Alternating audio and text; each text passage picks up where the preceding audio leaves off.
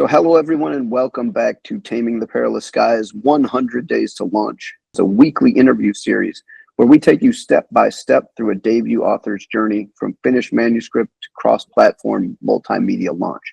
My name is Patrick Wimp. I'm a screenwriter, a filmmaker, and a film educator. I'm also a member of the spoken content team. And this is a series for debut authors. And so the debut author that brings us together today is Dr. Phil Marshall. Phil is the founder of Spoken, an AI audiobook studio for authors of all shapes and sizes, and he is the writer behind the forthcoming sci-fi novel, Taming the Perilous Skies.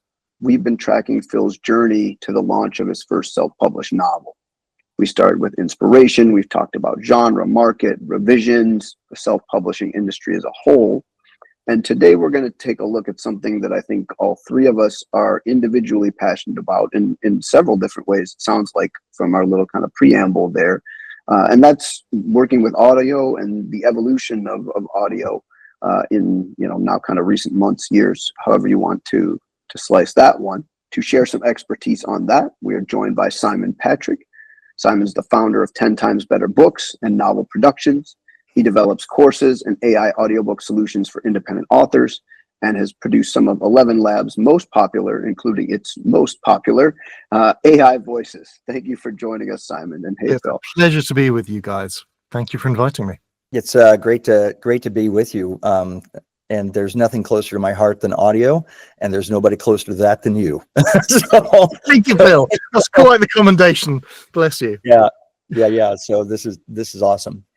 Well, I love talking about AI audio, and just very exciting in the rundown to your book getting out there, Phil. That that audio is going to be a key part of that and for the experience for people. So yeah, let's get stuck in.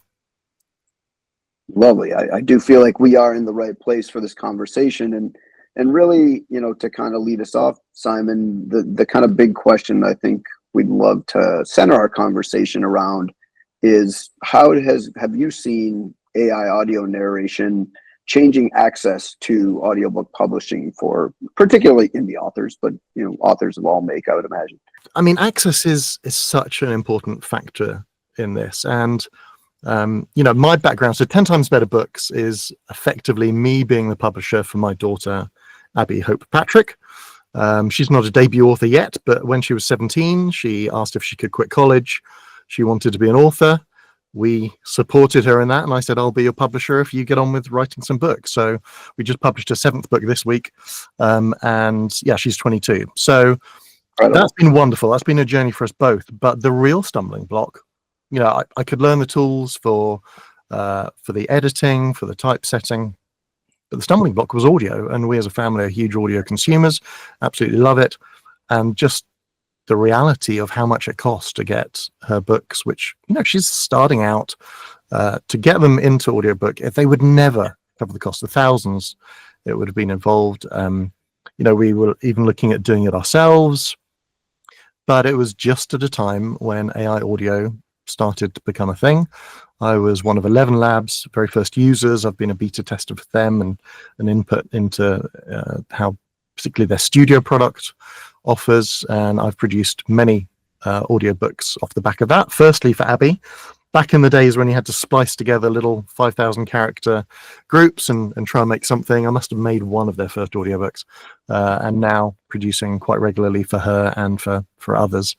And access really is so much of it, because it is very easy and cheap to get an ebook created, and even now with print on demand, fabulous. You can get some amazing. We've just done the most glorious bespoke hardback cover books recently, so that's all opened up. But but audio has been really the barrier, and so to see the cost of a book, of a quality book, and Phil and I have talked about this before, it's not just getting it out there. There have been screen readers out there for 25 years. It is something that is a pleasure to listen to, is what I'm after. And the quality of the experience needs to be good enough, just the same way as terribly printed books weren't something I was interested in. Now we can have beautifully printed books. Well, I want beautiful audio, something that those who choose to be audio first readers are going to actually actively look for and seek. And I think this is there's lots of debate raging about AI, and Sure. for me, we're in a different category. When we talk about AI audio, this is about not creating something out of nothing with some amalgam of information scraped from the internet. This is taking a creator, an artisan's work, and giving us a way to present it in a new format to people who prefer to digest in that format. So any debates that I get into online where people say, it's AI, all AI is bad, it's like, well, hold on. People who use my voice, because my voice is out there as one of the voices that you can use, come to me and say, we are so grateful that we've got your voices as something that our readers can use to digest this books. We have those with sight impairment, those who are dyslexic, who want our stories but can't use it in the written form, and your voices, the AI audio, make that accessible. And that I find, I don't know if Phil, you've had that same conversation, but that takes the anger out of the conversation. It pitches it in a new way. And so access really is how we need to be talking about particularly audio. Yeah, it's funny that you ask, if I've had that experience. I'm just arriving back from Worldcon, the big science fiction and fantasy conference in Seattle, and spoken, hosted a booth, and I shared it with, launching my novel and giving out advanced reader copies. And so there was a moment at the end of the show where people came up to people and put a bunch of no AI stickers on our spoken banner. And apparently in the Discord for the show, people were slamming us, pitchforks and torches and all, which is fine. I told them though, you better, you guys need to be more serious. Like, you need to be, like really bring in the pitchforks and the torches. If you're going to do it, come on. because all press is good press, right? Yeah. Well, so these two folks put all these stickers that say no AI on it. I ended up making a little laurel of them, and for the Hugos, but I asked them, on camera. I actually caught this. I'm not going to share it here, but I said, what is it that, because they were accusing us of being unethical AI, and I said, why do you say that? Oh, well, it's stealing, people's voices. I'm like, no, that's not how that tech works. I said, and we've given thousands of authors the ability to put their works out for audio, which is growing at 26% year over year, really blasting past all other forms of consuming written work. And I said, not only that, all of those voices in that library are voice actors that get paid. And so actually, Simon Christopher is the name of the voice, right? On 11 Labs. It is Correct. also on Christopher is my name on there. Yeah. And then that's right. And Amelia. And Amelia, very good. Is that she is Yep. the top voice on the whole of 11 Labs platform. Yeah, in all of 11 Labs. So we have Incredible. on spoken both Christopher and Amelia.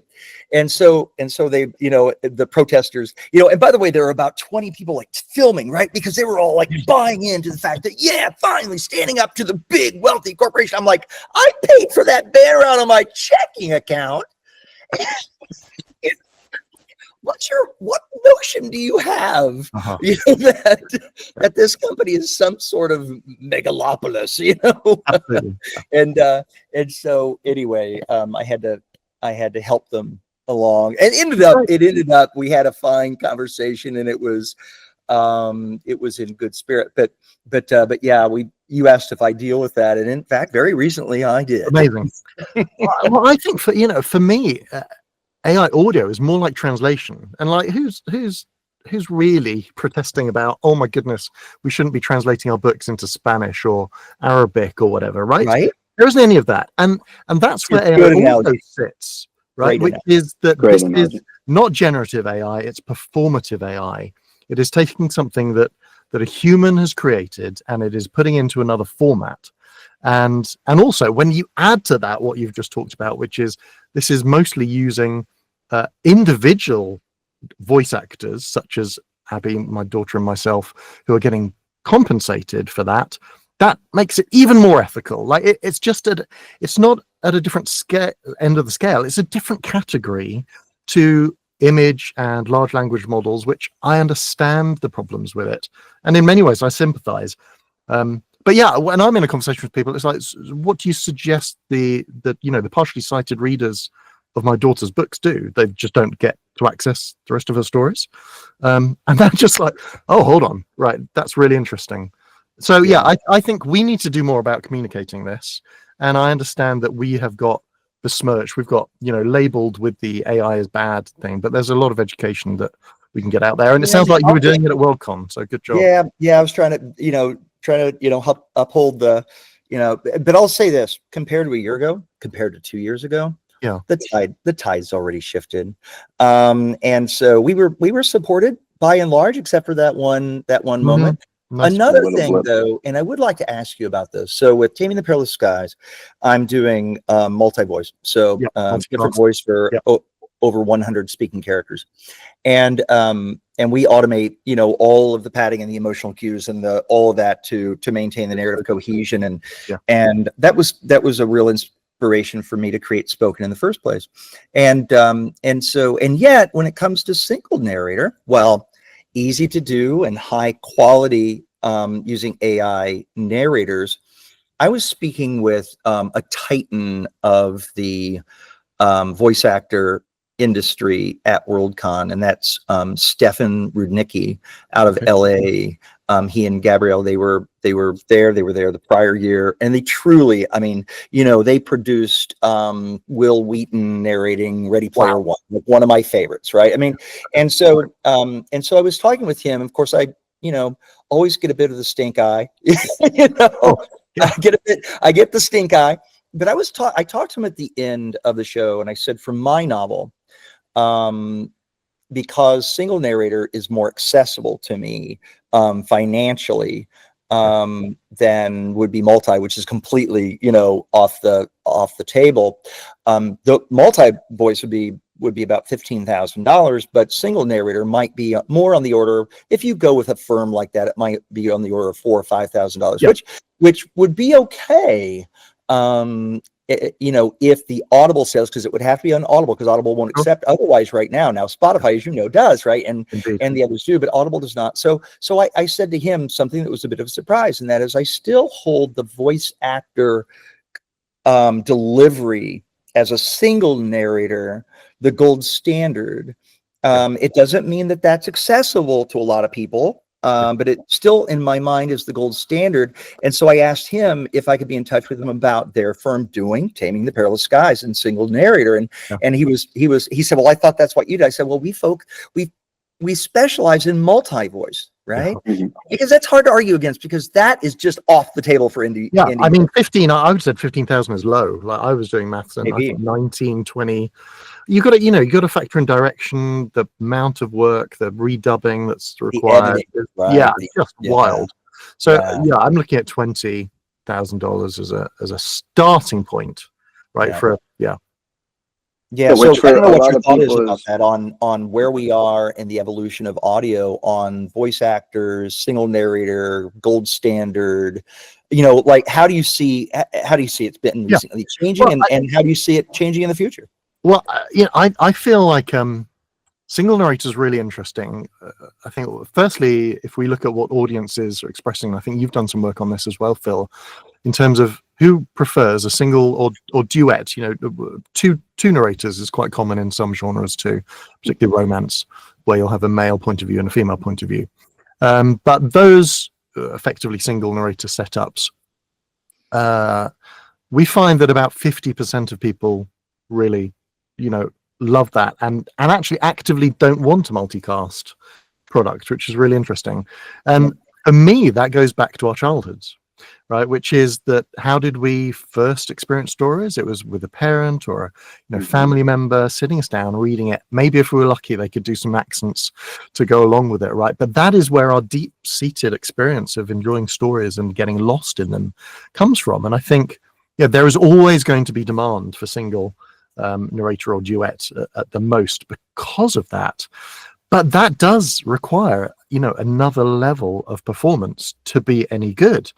A single narrator who's just reading it flat, where you couldn't tell a difference between each of the characters, is, well, what are they really bringing to it? So I think multicast, again, I think there's other genres, and like your science fiction orientation for that of just, I think particularly male audiences, action-oriented stories are going to match with a multicast experience far more strongly. And I suspect we will also see maybe a more male audience bent towards some of this. It's just my sense of the way that we visualize things compared to the emotional connection of perhaps a single reader that female audiences might have. It'll be really interesting as we get what we currently don't have, a landscape where we could offer what you're talking about with your book, which is a multicast or a single narrator option, and let the reader choose. Like, how amazing will that be? And I feel like, you know, there could be a premium. You look at what Audible's been doing in terms of multicast. So Sandman is probably their biggest success with doing this, of getting some enormous actors in there. But they are pushing these things so hugely, and the production costs on those are in the hundreds of thousands. It have to be, right? Yeah, just unbelievable. Just to get those people involved.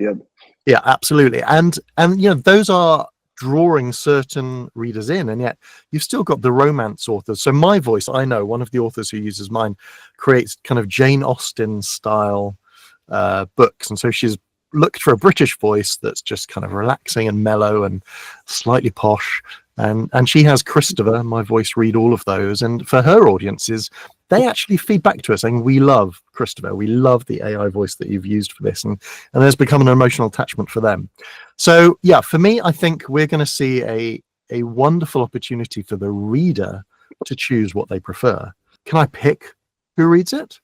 Right? Is there going to be an on-the-fly ability to say, yeah, I'd like I love a Scottish accent to read this, so yeah, let's pick from a few and have that. And a few minutes later, here's your link to your custom single narrator book. I think that's, you know, the level of complexity involved in multicast is always going to be something that we're producing and is going to need a lot of hands-on control to get it perfect. But yeah, maybe we're going to see a marketplace where the reader can pick between multicast, single narrator, or the premium of a human narrator. Well, I'll tell you, you know, the story that started it all at Spoken was my little 40-minute listen, Kill Your Darlings, 6 different characters, different accents, Russian father and his daughter, elderly Norwegian woman, a gay American couple, primary character that feigns a British accent to be a, you know, an austere writer, plays himself off as a famous writer, when in fact he's Chris from Bakersfield, and he was just faking the whole thing. Now those 6 count 7 if you consider that one guy changed, right? That is a difficult thing to pull off, and it was the perfect test for multi-voice for Spoken. I am happy to say that as of, what was it, 2 weeks ago, I put the whole story through.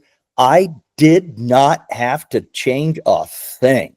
That is incredible, Phil. Isn't that incredible? I mean, honestly, the work that has got in to get the platform to that level is astonishing. Great job. Yeah, we're very proud of it. But I guess the thing that sort of comes to mind though is, you know, whether it's multi-voice or it's single narrator. Well, actually, let's stick with single narrator. You said, why not allow the listener to choose their own? And so with all of our projects, this is going to change as of tomorrow when we launch our V1, but at least up to this date, we've allowed every author to designate whether or not they want to allow a listener to be able to choose the narrator of their choice and to choose a language translation of their choice. My argument has always been that it really should be the listener that makes that choice, because they have to know that it's going to be an imperfect translation. And so if that's the story they want, then they should be the ones to go ahead and invest in that. And it shouldn't be on the author's shoulders at that point.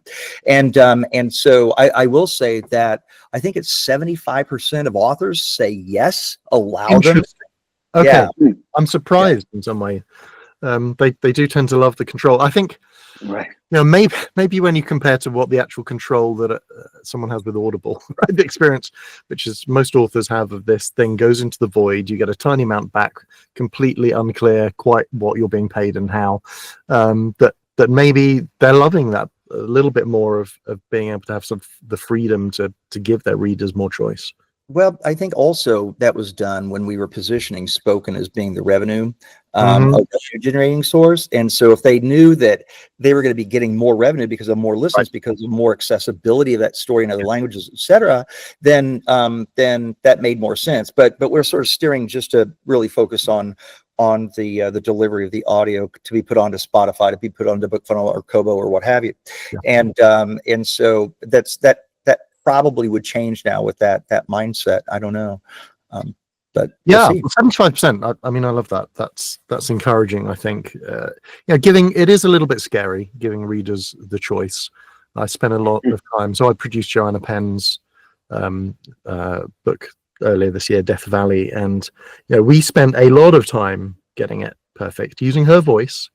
And it was okay, using her voice. Yeah, using her voice. Uh-huh. And so it was her voice clone. It was a really good clone. But still getting the pronunciation of every word right.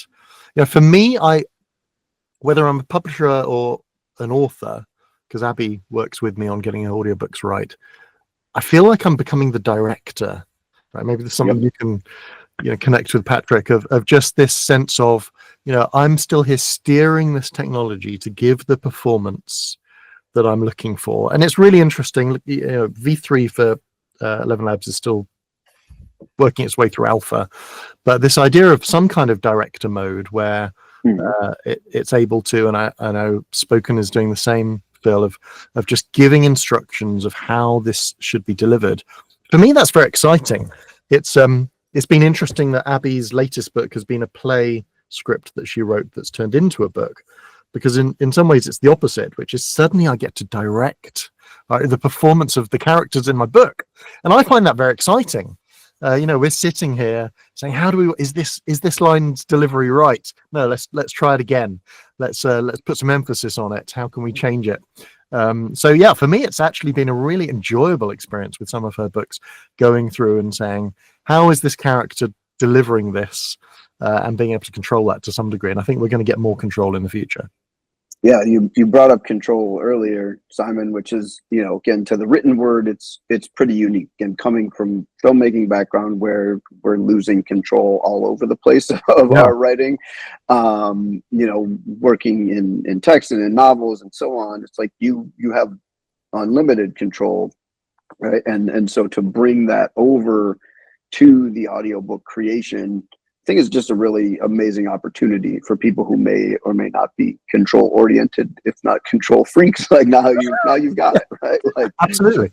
I love Joanna Penn's phrase. She talks about the AI assisted artisan author, right? Sure. And for me, it's this sense of, I'm still being able to be the artisan, that this is a new tool for us to craft and to use and to create another format for our content, for our ideas, for our stories to be enjoyed. It's very exciting. Something that popped in here, Simon, that I think, as at the beginning we talked about this, idea of kind of informing and advocating for the fact that, most of these voices are real human beings. Could you talk a little bit about, cloning your voice, kind of some of that process, putting it out in the world? Did you have, hesitations about that, and what benefits have there been since you put it out? It's great. So my business novel productions actually started to do that for other people. So I've got actors now coming to me saying, can I license my voice with you? And we've started to put them out there. But yeah, I had the advantage of I was maybe the second British voice on 11 Labs. And that's pretty good. Yeah, in some ways I had a early starter disadvantage. They brought lots of marketing and promotional tools in the time that Abby, who is now the most popular voice in the world, she benefited from all that, and I was like left behind for a while, although I am catching up. But the process, firstly, let's talk about the process. It requires 2.5 hours of content, in the same vein and style as what you want the output to be. So for Abby, I literally, slightly ironically, got her to read her own books. Right? And it is so, there is never a more true statement than garbage in, garbage out. It's if you listen to a lot of the voice clones, they are really bad, and there's nothing that's going to help fix that. However clever the studio sound tools or the Adobe podcast tools, if you're not recording on a quality microphone in in a well-controlled environment, then you are going to run into trouble. And that's what I think has elevated the voices. You know, lots of my voices are in the top rankings for both English and German, which is what I've focused on. So doing that, but also I do post-processing to get them really good. So I actually run it through Premiere Pro, and do a lot of just tweaking. De-essing is a really important thing. Often you'll get the sibilants that AI voice clones at the moment tend to overemphasize once they're run through. So there's just ways of getting it as good as it can be, and that's certainly made an impact. And in terms of the timing, yeah, anything beyond 2.5 hours. For me, I want 2 hours once every space has been removed from it, which is what the voice model fine-tuning does. So 2.5 hours is kind of my safe space. I think your question about usage is really important, though, because Abby has lots of actor friends. She directed the play that she wrote in London, and we had lots of guys coming through acting school. And I pitched all of them, really, this is an opportunity for you guys. And it just fielded some great questions of, you know, what control do I have over my voice? And the reality is there are moderation tools built in if you're licensing your voices to places like Hume and 11 Labs. But if you do that, they won't be used, right? So as soon as I turn on live moderation for a voice, right, it can't be used for conversational AI, which is a growing area of use. And similarly, Studio, it has problems in that you listen. So they've got Burt Reynolds. They've gone to Burt Reynolds' family, their estate, and got permission for him, for example. Wow. Try and get Burt to swear, right? And he won't swear, right? So he'll do a lovely little thing, which is kind of endearing, but no good if you've got any profanity in your book. The irony is, I'm guessing Burt Reynolds in real life was a swearer. I saw Smokey and the Bandit, and as a kid, yes, I'm that old, and I think Burt Reynolds was a swearer. I suspect that is very true. Yeah, I agree. And so while there are tools to limit on how it's used, apart from the very highest level, which means it's not going to be used for, you know, absolutely deplorable usage, which would be illegal, you really have to let your baby go and your voice go. And some of the actors just said, well, we're not prepared for that. I also had friends who had worries about whose voices were a little bit known, for example, so podcasting friends who said, what if someone, you know, used it for hate speech, right? You know, just mildly, but still a position that I politically wouldn't support. They wouldn't do it for that reason. So those are all absolutely valid. I have only ever encountered my voice twice. So no, right, let's talk about Abby. Abby has billions of character generations with her voice, right? It's insane. We've only ever encountered her voice once on an Instagram ad. Like, this is all her friends know she's doing it. So, you know, it's still just a tiny drop in the pool of content out there. But yeah, it is a factor if you feel like your voice is going to be an IP that you need to protect. But similarly, certainly with the licensing for 11th Labs, I'm only licensing my voice to them for 2 years. I can't, it's not some infinite tie-in. But also, you know, Abby is earning a full-time income from her voice, right? She has been able to quit work and focus exclusively on her writing. Incredible. Because of this, right? And, yeah, that's the trade-off. And I will personally happily take that. And yeah, maybe. So the two uses for me was one, these Jane Austen literature kind of romances.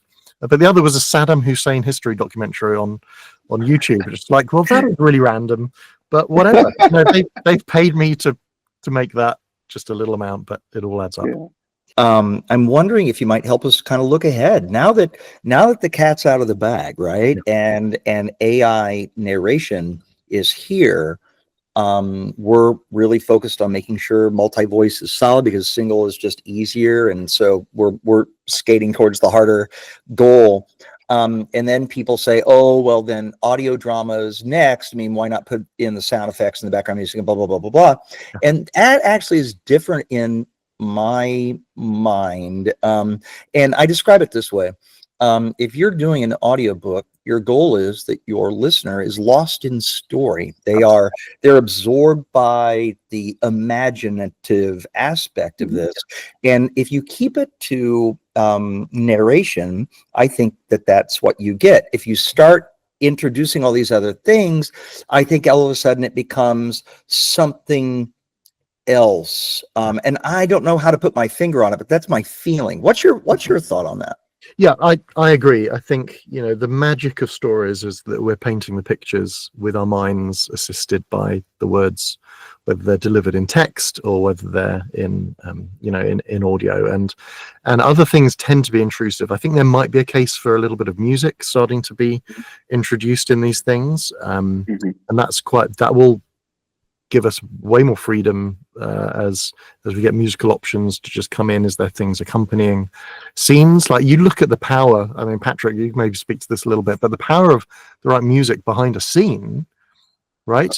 There's really interesting space to explore there. Where is there, for a romantic scene or for an action scene, what is there musically? For me, that's far more interesting than screeching tires and bullets. Right. So I'm excited about that, and I think it's just giving us all these different options, and we can let the readers decide.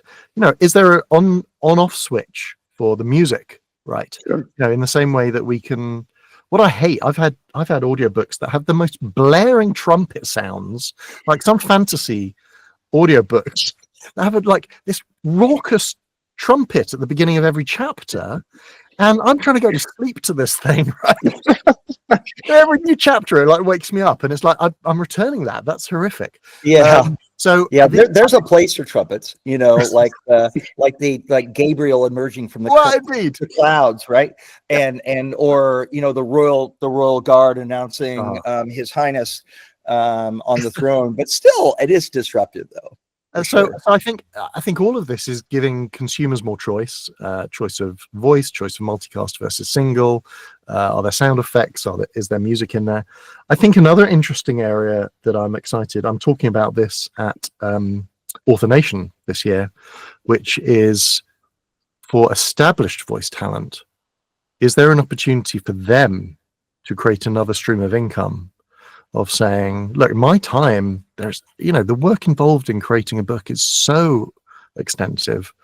Is there a way for people who love a particular narrator's voice to access that now through them licensing their voice or having producers offering that as a service to create another tier of income for them so that they can multiply themselves and say, yeah, my top tier is me doing the performance of it, but you can also access, and I will license my voice to you to do an AI version of the book, because I find authors would love to be able to spend 10,000-20,000 on a top tier talent, and that's cheap for some of them.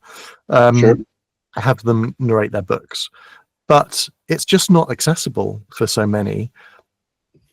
I'm fascinated to see. I'm slightly nervous in the same way you were, Phil, at the Worldcon of pitching this as an idea. But to say, is there a case for you as a voice performer to say, I feel the quality of this technology is at a level where I'm prepared to particular people license my voice to be used as another way to enhance my earnings. Yeah, and 11 Labs is starting to go after some names that might be popular there. So I think that is starting to happen. So I have something that I would like to show you, and after I show it to you, then we're going to talk about one other aspect of the industry that sort of looks ahead. Okay. Great. So give me 1 second here, Patrick. If you have anything else to add while I'm fiddling, I welcome you to do that. No, I mean, I think this is all really fascinating, and I love just the depth of thought and forethought that you've had, Simon. It's interesting on the as you bring up known voices, right, or known commodities inside performance.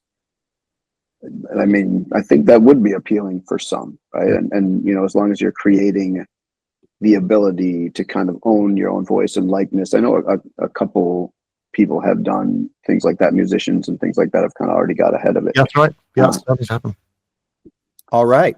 Well, take a look at this and speak up right away if it looks like if you can't hear the sound. But I think I've got it to where you can. Okay. Great. Great. Let's go. Down with AI voices. Down with AI voices. Down with AI voices. Down with AI voices. Guys, you all have AI voices. ¿Ah? No manches, no puedo creer que esto esté pasando. Wait, I can speak Spanish? Pretty great sounding voice, too. Do I know Kung Fu? Sorry, no. Oh, by the way, I'm AI, too. Down with human voices. Hold Down with on. human voices. I'm an actual person! Excuse me. What are you all doing on my lawn? They're all AI. I'm the only real person. Well, I'm a real person too. Doctor says it's permanent. If you lot can harmonise, I've got a really nice karaoke machine. It's all good. Come join the party. AI voices, voice actor voices, custom voices, even your own personal voice clone. Okay, I'll stop it there. Fabulous. Fabulous. So we're using a short version of that running, I think, next week as we gear up with our V1 delivery. And so we were glad to have you on that version. I love it. I love it. I didn't know I was in there, Phil. That's wonderful. Yeah, no, I wanted to pop it on you here, so that's good. But it does bring up something that I want your reaction to. That ad uses a new technology that just hasn't been accessible before, and that is that it will synchronize the image's lips to the audio, and this is a new development. And so what that means is your voice, others' voices, system generated voices, that now a visual delivery of that, even like what Patrick and our colleague Joshua and I are going to be working on, which is a full motion picture of Taming the Perilous Skies. What's your reaction to how the AI audio now lends itself to this new dimension? Yeah, I mean, that's very exciting, and I hadn't really paired. I knew the dubbing was syncing to video, but I hadn't actually thought about it's the first time I've seen my voice used in that way, and that's exciting. It does bring other challenges to it, right? Which is suddenly there's not just the visual aspect of my voice. There's there's not just the audio aspect of my voice. There's a visual tied to it, which again, for some people could bring concerns. A lot of AI voices are actually anonymous. A few of us are out there public, and we didn't talk before, but there are security issues with that in terms of we literally as a family now have code words in case someone was impersonating us on a phone or something, just to guard against that. And I guess similarly, when you start pairing the technology of visual and audio, it becomes even more convincing. But in the same way, we are moving towards, when you start to talk about licensed voices of not just voice talent, but actors licensing their voices and their visuals. I mean, this is in some ways what the actors strike a couple of years ago was really all about, and interesting to see there how the unionization has pushed against this. Is that right, Patrick? Or has it effectively said it can happen, but it needs to be under a watchful eye and properly licensed? Yeah, there's, initially it was definitely against it. And, I'm more familiar with like the Writers Guild side of it because I'm in that union. But, it wasn't closing the door as you kind of like suggested. It's more kind of like, these are the guardrails. And then, I know for the writers, we have another one coming up every 3 years. They kind of redo those agreements. And so I'm sure it'll look a little bit different this time, but yeah, I mean, for actors, I remember just even at that time, by feeling like as an actor, there's a lot more to fear, I guess, putting it in that terminology, than in my opinion, AI writing the best script in the world. But it's, as you said, it's kind of just the Wild West. Like it is here, and like everyone's gonna have to figure out how to navigate it. But there's certainly going to be some interesting challenges that arise. Yeah, having control of your own likeness, whether it's audio or whether it's video, whether it's both. I've got somebody who was in charge of Google's AI efforts and has started a company that works with Hollywood to actually capture likeness in order to allow proper copyright protection of visual and voice. And so that's important, right? I mean, because that's you. And so while there is going to be a lot of system generated, we don't think anybody in that video other than you was any real likeness of really anybody. Although the one kind of looks like Stephen Colbert. I don't know, but it's still something that if you're going to use the likeness, because that likeness is meaningful to an audience, then you're going to have to license it, right? So yeah, and to me it feels like a higher value product. Just with my hat on of just like, is there going to be a differentiation between my voice or voices used in accompanying, even not my physical likeness, but a likeness dubbed into video, right? Just starts to raise questions for me of, audio is at one level of pricing, but does audio, when in this context of effectively becoming a digital actor, is that a higher level? I think that's something that will start to be explored. Is there, as we sort of close out, Simon, is there anything else just on the horizon that you think people that are thinking about the future of audio and AI audio, is there anything else that comes to mind to just sort of give us a heads up of some of the things you're thinking about? Yeah, for me, I think it's a lot about just encouraging people to get involved in this. This is still very early days. People are coming to me, whether it's getting their books turned into an audiobook, or actually saying, have I missed the boat in terms of licensing my voice and getting into this? And it's like, this is still, Abby having billions of usages of her voice is still a drop in the ocean. And to get there, we have this wonderful space where we can get ahead of the curve. This is a new era in terms of being able to create exciting, engaging content. So for anyone thinking, should I try this out? It's just like, get onto platforms like Spoken, get your book in there, just see the results it is producing already. And this is the early days. Like, the technology is going to continue to deliver and improve. I don't think we're going to hit the same kind of barriers that we're seeing. Things like, ChatGPT 4 to 5 has been a little bit of a disappointment, I think, for many of hasn't moved us to super intelligence, right? But the quality of what we're going to be able to do in audio, we are very early days. We are still at the ChatGPT 2 level, right? And there's going to be so much more coming. But get in now, get familiar with the products, and get your creations, whether it's words or video now, in front of people, and learn how to use this, because we want to give consumers as many options as possible. There are readers, there are fans. Let's learn from them by just being open about the fact that we're experimenting with this, that we want their feedback, and give them some choices that they haven't been able to have before. Excellent. It's really beautiful.